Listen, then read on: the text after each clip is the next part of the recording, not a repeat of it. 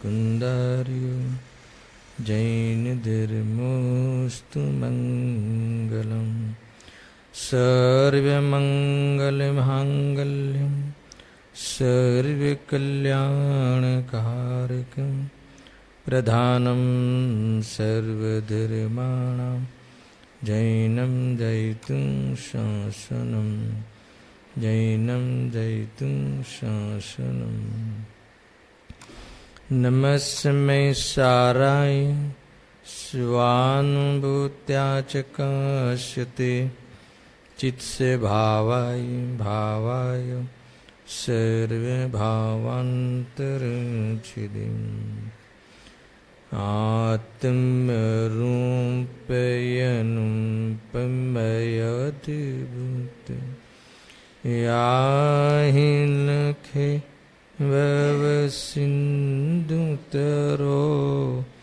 आत्मरूपम्।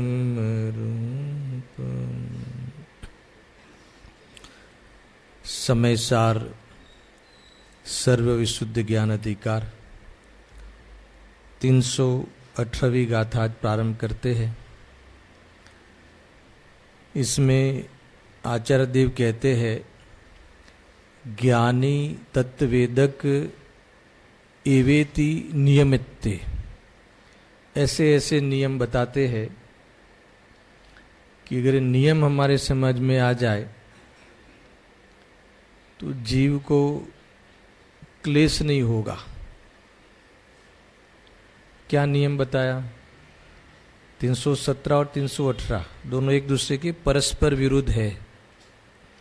यहाँ कहते हैं कि यह नियम करते हैं, नक्की करते हैं, निर्णय कराते हैं, ये नियम है कि ज्ञानी तू कर्म फल का अवेदक ही है। देखो, अगर यहाँ केवल ज्ञानी लिख देते तो प्रश्न ही नहीं होता है ना। वो तो सबको मान्य है। मेरी ऐसी कसौटी है कि उदय में सब दिखता है, धंधा व्यापार इंद्रिय के भोग, परिणाम में भी वह भाव दिखते हैं, होते हैं। फिर भी ये बता रहे हैं कि वह अवेदक है, वेदता ही नहीं। ये सब चीजें ऐसी है कि वह गले उतरनी कभी मुश्किल पड़ जाती। चक्रवर्ती को उदाहरण में लेते हैं, है ना। 6 खंड की विभूति, 96,000 रानियां, 96,000 पायदड़, जो भी पूरी है ना। और आप कहते हो कि वो वेदता नहीं, अवेदक है। ये सब बातें इसमें खड़ी होती है। और अगर इसको हम यथार्थ समझे, दृष्टि की ओर से जो बात कही है उस ओर से समझे और क्या है उसका रहस्य, इसका खुलासा इस गाथा में, उस टीका में विस्तार से होगा। अभी तो इतना बताना है कि ये जो प्रकृति का जो स्वभाव है, कर्म फल है, प्रकृति जिस चीज की दाता है, ये प्रकृति जिस चीज को देती है, सहयोग में जो व्यवस्थाएं होती है प्रकृति के निमित्त से, ये सब होते हुए भी ज्ञानी धर्मात्मा उसका ज्ञाता रहता हुआ अवेदक ही है। अर्थात उस संबंधी उसे पड़ी ही नहीं है। उस प्रसंगों में हर्ष शोक करने का उपादेय पूर्वक से बनता ही नहीं है। उपादेय पूर्वक हर्ष शोक करना बनता ही नहीं है। ऐसे ज्ञानी की जो ज्ञान की रमत है, वेद ज्ञान की चाल है, इस बात को लेके ये गाथा आई है। देखो मैं पढ़ता हूं। निवेशमावन्नो राणी कम्म फलम वियाणेदी महुरम कड़ुयम बहुविह मवेयो तेण सोहो वैराग्य प्राप्त जो ज्ञानी जन है, कर्म फल को जानता। कड़वे मधुर बहु भांति को, इससे अवेदक है यहाँ। ख्याल आवे ऐसा है। निर्वेद, निर्वेद का क्या अर्थ लिया? वैराग्य, विरक्त। वैराग्य को प्राप्त ज्ञानी मीठे कड़वे अनेक प्रकार से कर्म फल को जानता है कि भोगता है, जानता है, वही है रमत। इसीलिए वह अवेदक है। उधर से पूरी बाजी चेंज हो जाती है। शुरू से लेते हैं। वैराग्य को प्राप्त, ये क्या है वैराग्य? वैराग्य में क्या लेना? ये जो पंचेंद्रिय के जो भोग है, निजराधिकार में इसका बहुत खुलासा हुआ था कि इच्छा पूर्वक नहीं भोगता, अनिच्छा पूर्वक भोगों को भोगता है, उसे वैराग्य कहते हैं। समझा ना? भोगों को नहीं भोगता वो वाली बात नहीं कही, मगर अनिच्छा पूर्वक। इसमें सारी बातें आएगी, शांति से सुनना। कि वहां तो ऐसा भी कहा ना कि जो बिना इच्छा के, आचार्य ने कहा निजराधिकार में, बिना इच्छा के अगर कोई मदिरा का सेवन करता है तो उससे नशा नहीं होता, ऐसा लिखा। अब बिना इच्छा के, तो कोई ऐसा कह दे कि बिना इच्छा के सेवन करना अच्छा है, इसलिए नहीं कहा। ये कहने का अर्थ है कि उसमें उपादेय बुद्धि पूर्वक नहीं करता। यानी कोई मतलब कि तलवार की धार पे कोई ऐसा काम करा लेवे तो भोग नहीं सकता उसे, ये है उसका मैटर, है ना। देखो गुरुदेव श्री ने निजराधिकार में वो उदाहरण को याद किया था उनके समय का। एक शब्द बोलूंगा आपको याद आ जाएगा, नोआखली। आसाम में है वो स्थान। गजब हुआ था उस समय, जो आजादी की बात है। उस समय हिंदू मुस्लिम का जो बंटवारा हुआ था और उनके द्वारा, मुस्लिमों के द्वारा जो अत्याचार हुए थे, वो उदाहरण इसमें लेते हैं। ये उदाहरण निजराधिकार में भी लिया था उन्होंने, 2-3 बार लिया था। कैसे भोग सकता है, वहां ये सब पूरी बातें बताई कि वहां ये लोग ऐसा अत्याचार करते थे कि कोई 22-23 साल का युवा जवान लड़का हो और 40-45 साल की माता हो तो जबरदस्ती मिलन कराते थे, संपर्क कराते थे। तो क्या वो बालक भोग सकता है? ऐसा उदाहरण देते थे, है ना। तो इस प्रकार से ये कोई इतना, यानी जितने भोग है ज्ञानियों को, वो इस भांति समझना, इस प्रकार से वो पकड़ते हैं इस बात को। ऐसी बात वहां भी आई थी, ऐसे उदाहरणों के 2-3 बार उदाहरण दिया वहां पे निजराधिकार में।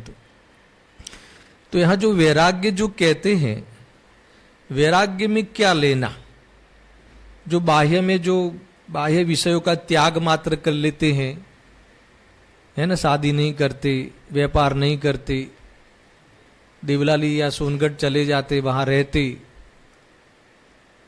इसका नाम यह वैराग्य नहीं है। सुनना बराबर से। ज्ञान, वैराग्य और संयम, ज्ञान, वैराग्य और संयम। ज्ञान में शास्त्र ज्ञान नहीं लेना है, आत्मज्ञान लेना है। और वैराग्य में जो राग द्वेष अर्थात भोगों की रुचि का अभाव लेना है, भोग का अभाव नहीं लेना है। सुनना बराबर से अंतर, बहुत मार्मिक बातें हैं, बहुत सूक्ष्म अंतर है। ज्ञान, वैराग्य और क्या लिया? संयम या चारित्र। तो ज्ञान में ये लेना है आत्मज्ञान। क्या नहीं लेना है रमेश जी? शास्त्र ज्ञान नहीं लेना है, ठीक है। और वैराग्य में क्या लेना है? भोगों की रुचि का अभाव, भोगों की रुचि का त्याग, भोगों का अभाव नहीं, और स्वभाव के बल से भोगों के भाव का उत्पन्न ही नहीं होना, वो चारित्र या संयम, फिर वो चालू होता है वह संयम। इस प्रकार से लेना है। प्रायः ऐसा समझा जाता है कि शास्त्र ज्ञान बहुत हो, है ना, और बाह्य के विषयों का त्याग हो, तो वो वैराग्य। तो ये तो है द्रव्यलिंगी मुनिराज को, पहले गुणस्थानवर्ती बाह्य विषयों का त्याग तिल तुस मात्र ग्रहण नहीं करते। और शास्त्र ज्ञान में तो कोई कोई तो 11 अंग 9 पूर्व तक होते हैं, तो उसको उनको वैरागी कहेंगे कि नहीं कहेंगे? देखो आपको ये वैरागी, यहाँ जो वैराग्य समेसार, जो वैराग्य शब्द लिखा है यहाँ पे समेसार में, इसकी ऐसी परिभाषा होनी चाहिए कि जो भरत चक्रवर्ती है, थे जो भी चक्रवर्ती जो भी होते हैं, है ना, वो वैरागी है। और द्रव्यलिंगी मुनिराज को वैराग्य नहीं है, ऐसी सिद्धि होती है इन परिभाषा से। और लोगों को ऐसा लगता है कि कैसी बातें हैं। अभी थोड़ी देर पहले कहा ना, 6 खंड के अधिपति, 96,000 रानियां, 96,000 पायदड़, इतने हाथी, इतने घोड़े, ये सब, और उनके जो भोजन की तो जो चर्चा करने में आवे, है ना, ऐसी प्रचुरता से बात आती है इनकी। 365 रसोई एक दिन में आहार बनावे, कितनी बातें आती है। और आप कहते हो कि वैरागी, है ना, और उन मुनिराज को आप कहते हो कि उनको वैराग्य है ही नहीं। देखो, बाह्य विषयों का त्याग करने का विरोध नहीं है, ध्यान रखना, कोई उल्टा सुल्टा मत ले लेना, क्योंकि ऐसी बातें बताते बताते कभी कभी जीव को कोई, है ना, भ्रम हो जावे। बाह्य विषयों का त्याग तो मतलब कि यहां जो वैराग्य मैंने अभी जो कहा, उसमें बाह्य विषयों का त्याग का कोई मतलब नहीं, उससे वैराग्य का संबंध नहीं है कहा। तो उसका अर्थ नहीं है कि बाह्य विषयों का, भोग के विषयों का त्याग नहीं करना उसका विरोध है, ऐसा नहीं। जब उसका त्याग करोगे नहीं तो स्वरूप में रमोगे कैसे, है ना। देखो, हम जैसे पर्व आते हैं तो व्यापार है, ये सब से उपयोग हटाते हैं, उस विषयों को छोड़ के आते हैं, तो ये सहाय तो निमित्त रूप से तो है सहायक, मगर जो यहां धर्म रूप जो वैराग्य कहा, वो वैराग्य इसमें घटित नहीं होता। कई कारण होते हैं बाह्य विषयों का छोड़ने का। तो एक तो उदय ऐसा आ जाए कि बाह्य विषय नहीं रहे, एक तो नरक से डरे, समाज से डरे और बाह्य विषयों में नहीं दिखे, एक धर्म बुद्धि से बाह्य विषयों को छोड़कर उपयोग यहां लगाए, उपयोग मात्र पलटे। उपयोग का पलटना हुआ है, धर्म नहीं, अभिप्राय नहीं पलटा। उपयोग का तो पलटना हुआ ही है ना। अभी जैसे हम घर से यहां आए, अर्थात उपयोग हमारा यहां हमने लगाया, तो घर में जो व्यापार आदि का जो विकल्प करते, भोजन आहार जो ब्रेकफास्ट आदि का विकल्प करते अभी, तो उस विषयों का तो अभी इतने समय उपयोग रूप से तो छोड़ा है ना। उसका निषेध नहीं है, उसका विरोध नहीं है, मुझे इतना बताना था मात्र। मेरे वो वैराग्य नहीं है। कई ऐसे लोग हैं कि जीवन भर व्यापार नहीं करते, है ना। अन्ना जी तो मुझे कहते कि मुझे व्यापार करना आता ही नहीं, देखा ही नहीं कभी। उनसे मेरा काफी उठना बैठना होता था ना। कई बार बताते कि आप, हमें तो पता ही नहीं पैसे कैसा कमाया जाता है, कभी कमाया नहीं, व्यापार ही पता नहीं। तो बताओ उनको वैराग्य है कि नहीं। उनसे भी बात हुई थी, वैराग्य में जाएगा कि नहीं। बहुत बड़ी बात है, वैराग्य नहीं है वो, यहां ना बोलते हैं वैराग्य नहीं। यहां जो वैराग्य कहा है ना, उससे वो कोई मतलब ही नहीं है। भोगों की रुचि छूट जाना, है ना, भोगों में उपादेय बुद्धि छूट जाना, वो वैराग्य है। और चैतन्य स्वरूप की दृष्टि होवे, वो ज्ञान है। और उस पूर्वक वैराग्य प्रकट होता है। बिना आत्मज्ञान का वैराग्य बेंसरी कहते हैं कि रूंधायलो कसाय छे, और बिना इस वैराग्य वो ज्ञान ज्ञान है ही नहीं, है ना। कोई कहे कि हमें आत्मज्ञान है और राग की रुचि न छूटी हो तो उसे ज्ञान हो ही नहीं सकता। ये दोनों बातें आप बराबर से समझना, जितनी अपेक्षित है हमें उसका हमें ख्याल में लेना चाहिए। क्या कहा फतेहलाल जी, बिना आत्मज्ञान वैराग्य हो ही नहीं सकता। ये सब कसायों को रुंधाए लो कसाय हिंदी में क्या कहते, दबाए लो कसाय, दबा हुआ कसाय, कोई दम नहीं है, उछलेगा डबल जोर से, समझ ही नहीं है ना, कसाय और स्वभाव और विभाव का भेद ही नहीं है ना। कोई बात को लेकर कोई भावावेश में कोई बस विषय को छोड़ देवे, देखना फिर उसकी ये तो हास्य के पात्र बन जाता है समाज में, घर में। बिना समझ, बिना आत्मज्ञान बाह्य के जो कार्य जो करता है ना, वो स्वयं भी निर्भर नहीं कर सकता,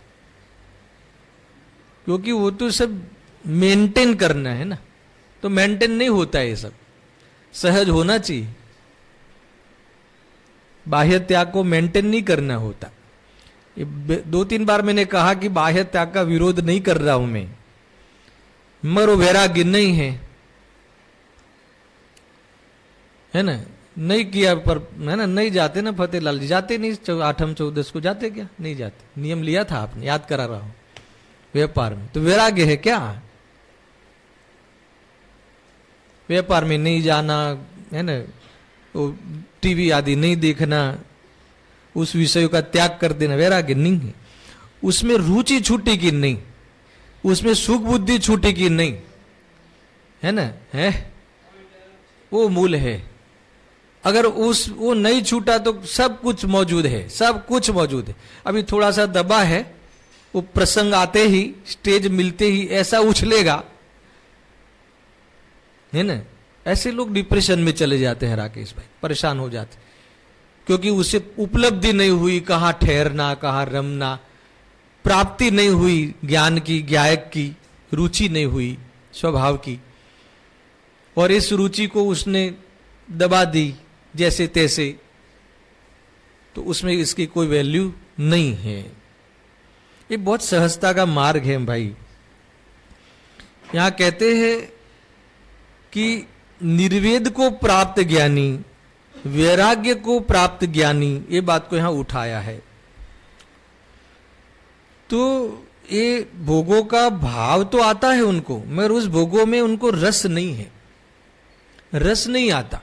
अभी बताया ना कैसे भोगते हैं, आगे को बहुत खुलासा किया है भावार्थकार ने, तो उसमें अपनत्व नहीं होता, एकत्व पूर्वक नहीं भोगते, बहुत ही फॉर्मल होता है सारा, रस ही नहीं आता। इसमें दिया है, विरक्त की परिभाषा दी है भावार्थकार ने, अपना न जानने से उससे विरक्त है, ऐसा है। देखो भावार्थ में देख लो आप, अपना न जानने से यानी स्वभाव न जानने से, कार्यकारी न जानने से, उपयोगिता भाषित नहीं होती, उसमें प्रयोजन भाषित नहीं होता, हमारे कार्य का किसी भी प्रकार से कारण नहीं बन पाता, ऐसा जानने से फिर प्रश्न खड़ा ही रहता, दिखते क्यों है, उसमें होते क्यों है, इसमें है क्या, फिर एक ही जवाब मिल जाता है, कमजोरी के कारण दिखते हैं, ये सब मिल रहा है ना सारा। मगर इसमें और खुलासा आएगा कि दिखते हैं तो कैसे दिखते हैं, वो परवस्था स्वस्था वाली बात इन्होंने खुलासा से करी है, समझने लायक है चीजें। और ये हमारे जीवन में भी वो घटित होता है कि कैसी ये परवस्था, कई ऐसी चीजें हैं कि हम भोगना नहीं चाहते, फिर भी उस प्रसंग में दिखते हैं, तो फिर उसको कहेंगे कि वो भोगता ही नहीं है। बराबर से पेट भर गया हो, रसगुल्ला बनाया हो घर में, है ना, फिर भी होस्ट का तो बहुत आग्रह रहता ना, बहुत वात्सल्य भाव रहता, एक और ले लो, एक और ले लो, एक और ले लो। अभी कितना भोगेगा वो, कितना भोगे, रस ही नहीं आता। ऐसा है ज्ञानियों को, है ना, उनको संतुष्टि स्वभाव में है, इसलिए इसमें रस नहीं आता। इसका नाम वैराग्य, मैं वैराग्य को समझाना चाहता हूं, है ना। यहाँ जो वैराग्य की बात ली है वो परमार्थ से जो इसका निरूपण है, उपचार से बाकी सबको वैराग्य कहना है तो कह दो, वो कोई मतलब नहीं है। मगर वैराग्य ये है कि जब भोगों की रुचि छूटे, भोगों में से रुचि मिल जाए, अपना स्वभाव भाषित नहीं हो, इसमें अपना कोई भी प्रकार से उसमें मेल नहीं लगे, है ना, इसमें एक समय के लिए भी उन भावों में कोई ऐसा कर्तव्य भाषित नहीं हो, तो वो विरक्त है। भरत जी घर में भी वैरागी, अब बोलते तो हो, अब घर में वैरागी, इतने ठाठ से रहते हो, है ना। फिर उदाहरण भी है ना सिंपल, आप बच्चों को पढ़ाते हो ना, है ना। कौन सा उदाहरण है? एक भाई ने कहा कि आप 95,000 रानियां हैं और कैसे आप वो वैराग्य विरक्त कैसे हो सकते हो? तो क्या इसकी एक कला बताते हैं, वो बताते ना, वो दीपक में वो, हाँ, वो तेल पूर के उनको बोलते हैं कि 96,000 रानी को सज धज के हम खड़ी करते हैं। आप इसको भी, एक को भी देख के बताना, मगर इसमें से एक बूंद भी अगर नीचे गिरती है तो समझ लेना कि फांसी होगी। अब इसने देखा कि नहीं देखा? तो ज्ञानियों को बाह्य भोग ऐसे लगते कि इसमें एक बूंद भी गिर गई, एक उपयोग थोड़ा सा इसमें रम गया तो फांसी जैसी सजा लगती है उनको, इसीलिए वो विरक्त है, बहुत विरक्त है। हमारा जो, हमें विरक्त की आदत ऐसी है कि अरे थोड़ा सा विद्वान हो तो हमें इस पे से चाहते हैं कि इसको कोई वैराग्य ही नहीं है, बढ़ाते जा रहा है, 2-2 ऑफिसे 3-3 ऑफिसे और ओपनिंग करते ही जा रहा है। ऐसा नहीं है कि उसका अर्थ ही नहीं लेना कि खाओ पियो और मौज करो, और ऐसी बात नहीं लेना भाई। वैराग्य का सीधा संबंध वहां नहीं है। एक बार रुचि छूट जाए फिर प्रारंभ होता है ना। एक बार उस राग की रुचि छूट जाए फिर उसका अभाव का प्रारंभ होता है, उससे पहले अभाव का संभव ही नहीं। कैसे वैराग्य है, कैसे विरक्त है? अरे राग को पकड़ता है अज्ञानी, कसाय की मनता में रस आ जाता है उसे, उसके फल में रमता है, इसीलिए कह रहे। देखो गजब की बात है। निर्वेद वैराग्य को प्राप्त ज्ञानी, अब सुनना कैसे लिखते हैं, मीठे कड़वे अनेक प्रकार के कर्मफल को, अब कर्मफल 2 प्रकार के कहे, और आगे टीका में कहने वाले हैं कि उनके भेद मिट गया है, दोनों समान लगते हैं, दोनों बंद के कारण लगते हैं, है ना, दोनों बेड़ी रहते जैसे भाषित होते हैं। ये मेन है, वहीं से छूटा है। अटैचमेंट का छूट जाना वो विरक्त है। अटैचमेंट बनी रहे और बाहर में कितना भी छोड़ते जावे तो वो छूटता नहीं।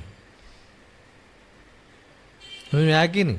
देखो अटैचमेंट मिटने के बाद जो है वो तो सब बढ़िया बढ़िया ही है।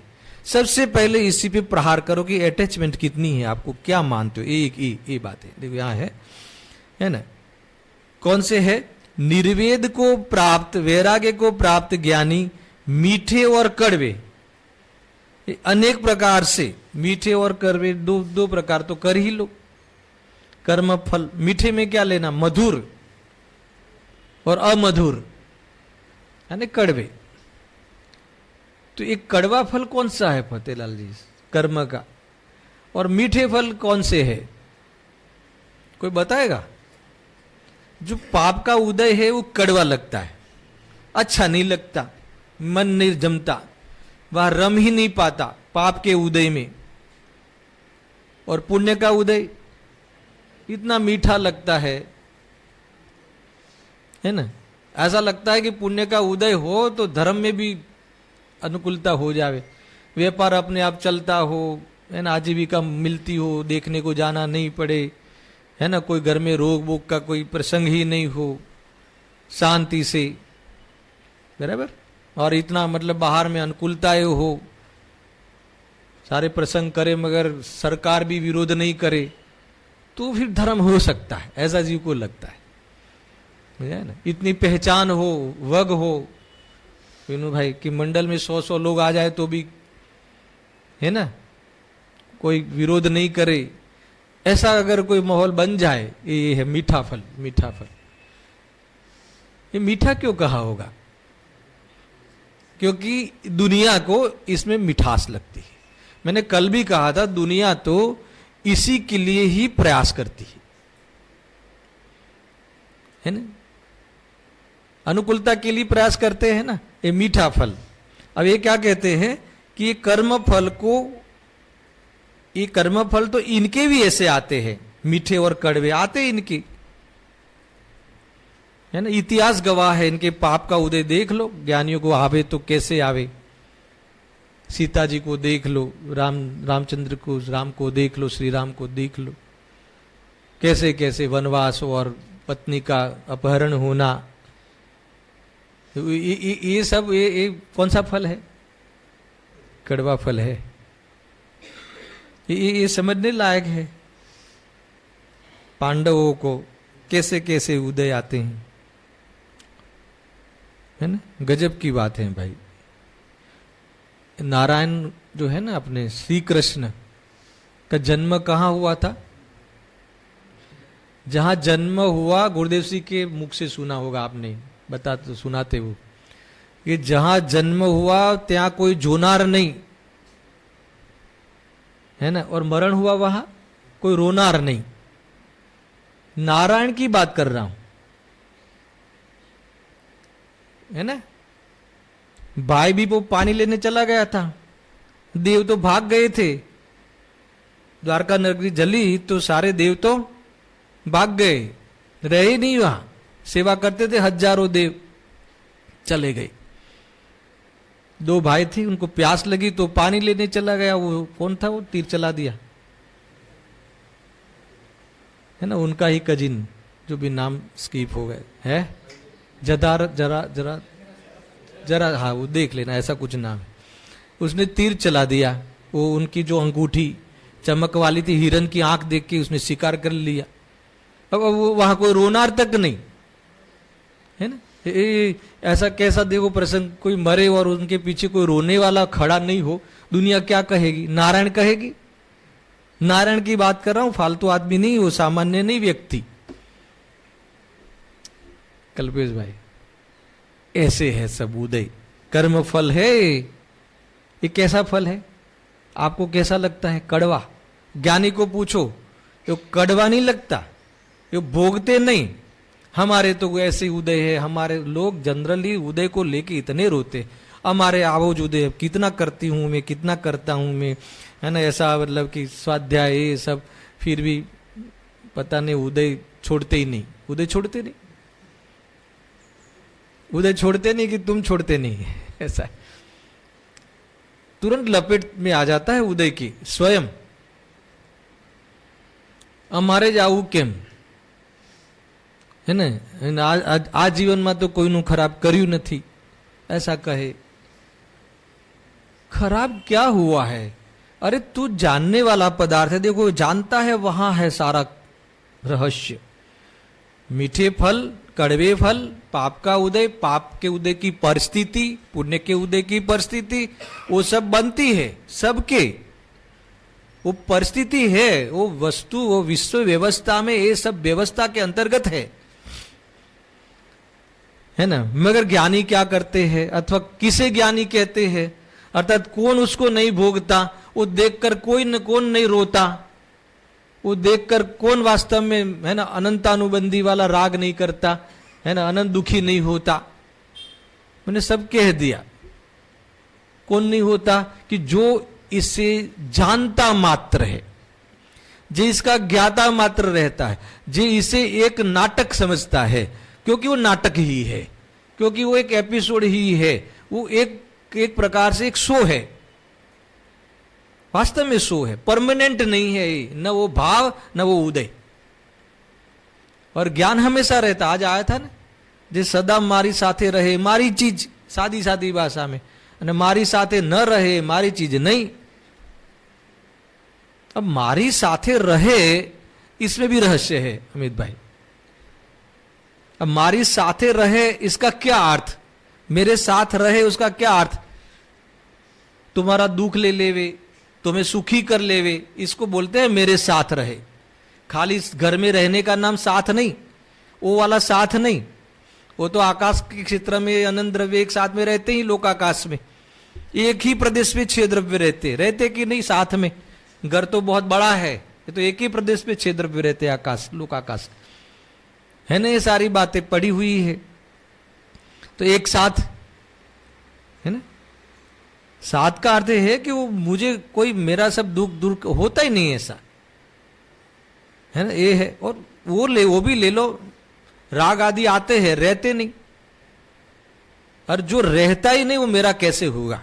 और ज्ञान कभी जाता नहीं, है ना, राग का द्वेष हो जावे और स्वरूप में डूब जाओ तो उत्पन्न ही नहीं होवे। और ज्ञान तो जब राग था तब भी था और अब भी है, और ज्ञान का तो विकास ऐसे हो जावे कि अनंत काल पहले जो भी हुआ उनको भी जाने, पर ज्ञान तो कभी मिटता ही नहीं, और अनंत काल बाद होने वाला है उसको भी जाने, सबको जाने। ज्ञान जो जानता है वो ज्ञान है, वो जानता है वो मैं हूं, जो जानता है वो ज्ञान है, और ज्ञान है वो मैं हूं, वो मेरे से अभेद है, बाकी सब मेरे से जुदा है। बस जुदाई हो गई तो विरक्त हो गई। पर को पर मानना, उसका नाम वैराग्य। आप इसको लगा के अभी प्रयोग कर लो मेहुल भाई, पर को अपना नहीं माने, इसका नाम वैराग्य। ये कह रहे हैं, बताऊं वैराग्य कैसे, बताऊं? अरे अभी प्रयोग करके देख लेते हैं। मैं आपके लिए स्व हूं कि पर हूं? अरे इसमें क्या है, जो है कहो, पर हूं ना, पक्का। अब मान लो कि सही में कहना, सही में जो है सत्य सत्य बोलना जिनवाणी के सामने, वैराग्य बताना है मुझे, विरक्तता बताना है, इसी से बात चल रही है। फिर मीठे कड़वे पे पुनः आ जाते। अभी मान लो कि मुझे बीमारी हो गई, और हुई भी थी, सबको पता है। सही में कहना कितना दुख हुआ था, अति सही में कहना, सत्य बोलना, दुख हुआ था कि नहीं? हुआ था, हुआ था ना, कहां हुआ था। कितनी बार फोन करके खबर भी पूछी थी, है ना, बहुत कुछ मेरा काम कुछ हो तो बताना, ये सब पूरा जो भी व्यवहार सब किया था। पर मुझे बताओ कि आपने मुझे पर मान रखा है ना, क्योंकि मैं पर हूं ही, आपकी पत्नी आपके भाई की अपेक्षा में पर हूं कि नहीं? तो वहां जैसा होता है भोगना दुख का, ऐसा यहां हुआ था? क्यों नहीं हुआ था? क्योंकि आप विरक्त थे, आप मुझे पर मानते हो। अगर आप मुझे स्व मानते होते भाई से ज्यादा, तो सचमुच में दुखी होते, ऐसा है। मगर नहीं होते ना, क्योंकि ये पता है कि ये तो कहने के स्व है, मानने के स्व नहीं है, और ऐसा ही सही है लोक में भी। नहीं ख्याल में अमित भाई, बराबर है कि नहीं? आप तो हमारे कहने के स्व है, मानने के नहीं। ऐसा आप मानते हो, इसलिए आप क्या हो, मेरे से विरक्त हो, आप उस संबंधी वैराग्य है, ऐसा है। तो जो फिर वो कड़वा फल आया था, किनके आया था? कड़वा फल आया था ना, पाप का उदय, तो उसे आप नहीं भोग सकते, क्योंकि आप विरक्त हो। ऐसे ही ज्ञानी एक चैतन्य स्वरूप प्रभु भगवान आत्मा, यही मैं हूं, इसके अलावा जो भी कुछ है वो सब पर है, संयोग में आ गया वो कर्म का नाटक है, वो उदयों का ये प्रसंग है, ऐसा जानता हुआ उस कड़वे या मीठे फल में, वो पुण्य के उदय में न अहंकार का पोषण होता है, न उसका स्वाद आता है, और पाप के उदय में न शोक का स्वाद आता है, ऐसा है। तो वो रोने के लिए रोता है। जैसे आप मेरे प्रसंग में आप जितना शोक करते थे, बनावटी, औपचारिक, अच्छा शब्द बोले तो औपचारिक, थोड़ा कड़क शब्द बोले तो बनावटी, इसमें कौन सी बड़ी बात है? ऐसा ही है, ऐसा ही है। समझ में आया फुतीलाल जी? तो ये कह रहे हैं कि अगर ऐसा है, तो जब एक पदार्थ में आपका वो रुचि नहीं है, अपनत्व नहीं है, तो उस संबंधी आपको कोई भोक्तापन आप भोग ही नहीं पाते, तो फिर जिनके एक चैतन्य प्रभु के अलावा सारा सब पदार्थ पर है, ऐसा जिनको अनुभव है, ऐसा जो विरक्तपना है, वो ऐसे कड़वा फल आ जाए, तो जो शोक होता है, अपन होता है वाले से शुरू करे, वो होता है वो वास्तव में बनावटी छे, फॉर्मल है, कहने का है, खरेखर वास्तव में शोक नहीं होता। अरे एक राकेश भाई आप बुद्धि से सोचो ना, यहाँ हम जो मिले हैं, बैठे हैं, मिलगुल गए हैं जैसे, तो अपनी बुद्धि खुल जाए कि कौन सा कोई किसी का, चले तो जाना है, जाना तो है, और फिर वास्तव में नहीं मिलना है। आप ध्यान रखना ये बात, जो मिलने का प्रसंग बताए है ना कमठ आदि का, वो बहुत सामान्य है और बहुत कम है।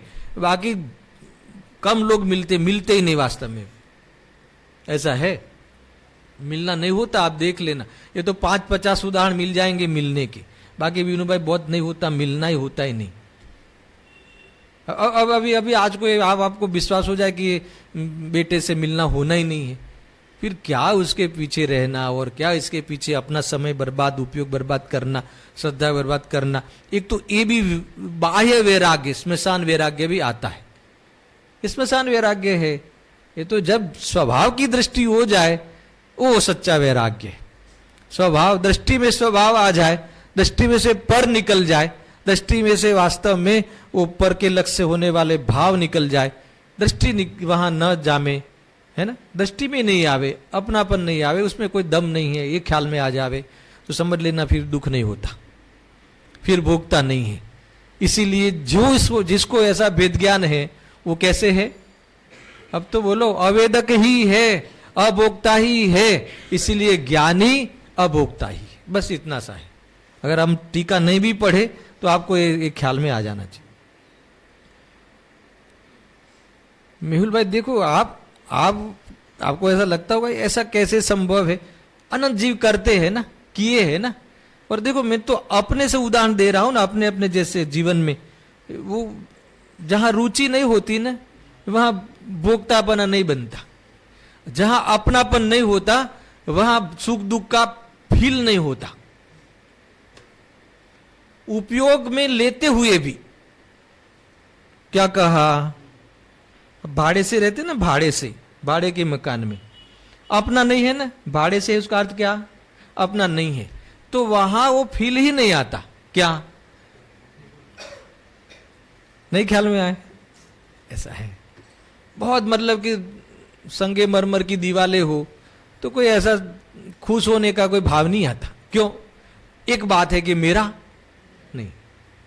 अच्छा कोई दरवाजा टूट जावे, कहीं नहीं जવું तो छे, धर्मशाला वाली बात आ गई ना, आपड़ू क्या से देखो, वो रिपेयर भी कराएगा विवेक के हिसाब से, मतलब फिर भी वो बाह्य में वो वर्तेगा वहां, मगर शोक नहीं होता, नहीं होता। अपना बेटा फेल हो जाए तो दर्द होता है ना, अरे भाई का बेटा फेल हो जाए तो भी दर्द नहीं होता, क्योंकि वो अपना नहीं। और जहां अपना होता है ना वहां ही ये भोगने का प्रसंग होता है, सुख दुख भोगना यानी सुख दुख। जहां अपना नहीं होता, अब अपना है क्या और अपना है क्या नहीं, वो हमें ख्याल में आ जाना चाहिए। हम जिसको अपना मानते हैं वो फिर बाद में तो ऐसा निकला, क्या निकला है ना, ऐसा निकला कि ये तो मेरा है ही नहीं। 80 साल इसी बो में अपना मान मान कर दुखी हुआ, बाद में अंत में डॉक्टर ने कहा जाना है भाई आपको, तो यहां नहीं रहना, ये समय आ गया, शायद 1 आध घंटा होगा, फिर ये सब ये तुम्हारे था ही नहीं। अरे रे अभी पता चला, तो अभी तो पता चला ना, तो अभी कर ले काम।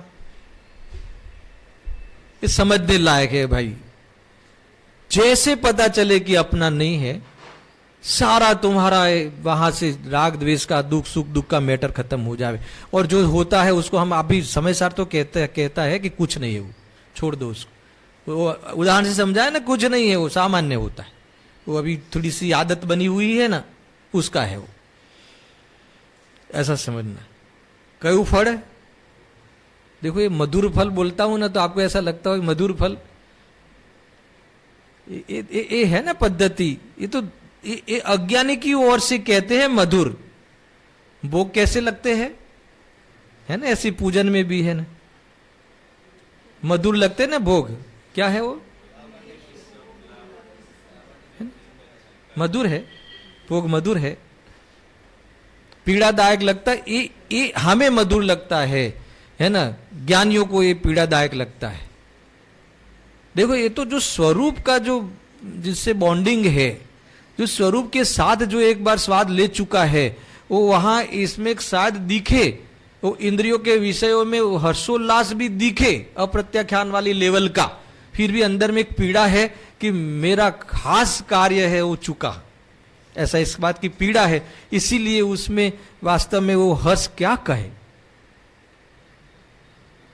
है ना। आप दूसरे की शादी में जाओ मित्र के घर पे, और बहुत सही सही कहना राकेश भाई, वो जाओ और वहां बराबर व्यवस्था है और बाहर प्रोग्राम प्रसंग हो, तो आप हर्षित होके करते हो कि दुखी होके करते हो? हर्ष तो है, बराबर है।